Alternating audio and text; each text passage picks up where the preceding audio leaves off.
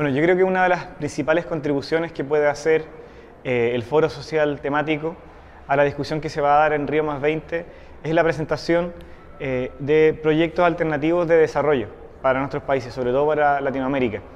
Hoy día los grandes empresarios del mundo, los grandes gobiernos intentan resolver el agotamiento que está teniendo el capitalismo en algunos países de forma de poder protegerse a sí mismo, pero nosotros tenemos que verlo como una oportunidad para que se pongan sobre la mesa los problemas que no va a resolver jamás el capitalismo. El capitalismo siempre va a construir sociedades desiguales, siempre va a crecer a contrapelo de la naturaleza.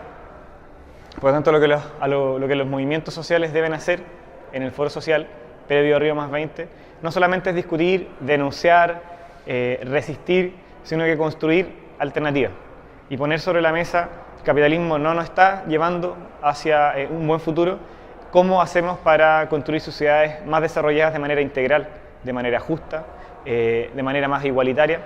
Y creo que eso no se puede dejar en manos solamente de los gobiernos, porque muy progresistas pueden ser, muy democráticos pueden ser, pero si no hay movimiento social, si no hay actores sociales movilizados que amplíen los límites de lo posible, de lo que son capaces o no de hacer los gobiernos, terminan simplemente amarrados de manos y teniendo que, como decimos en Chile, agachar el moño ante los grandes empresarios.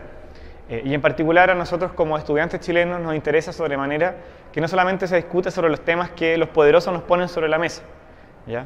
La crisis capitalista, claro, pero es la crisis de ellos, es la crisis de los europeos, es la crisis de los americanos, pero hay otros países que empiezan a sentarse en la mesa del comando del mundo, los chinos, India, Brasil también. Entonces no es tanto una crisis capitalista, pero sí creemos que hay eslabones muy débiles, y uno de los eslabones más débiles es la educación, porque es un ámbito que está paulatinamente comenzando a privatizarse. En Chile ya ocurrió hace mucho tiempo por la vía de las armas, pero es una tendencia a nivel global, privatizar el conocimiento. Y el conocimiento es uno de los bienes más estratégicos que tenemos como humanidad de cara al futuro y tiene que estar en manos de las sociedades. El origen del conocimiento es social, no es individual.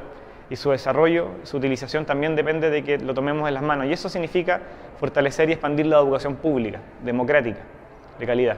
Entonces, el llamado que queremos hacer los estudiantes de Chile es que este desafío, el desafío de controlar socialmente el desarrollo de la educación en todos sus niveles, fortalecer el rol que tiene el Estado con este bien común, sea un tema fundamental de la discusión de los movimientos sociales que también ponga sobre la mesa.